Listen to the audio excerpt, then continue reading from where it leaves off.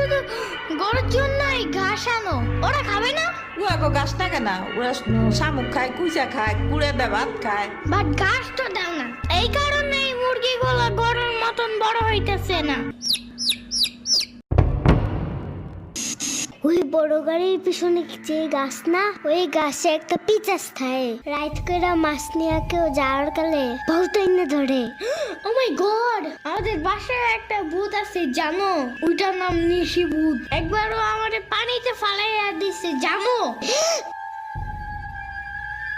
ও আল্লাহ, রাইত তো হয়ে গেছে, তাড়াতাড়ি বাড়ি চল, পাও ধুইরে টান দেবে না আবার।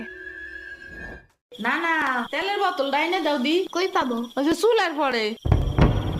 রাইত করে মাছ নিয়ে কেউ যাওয়ার কালে বহুত এনে ধরে।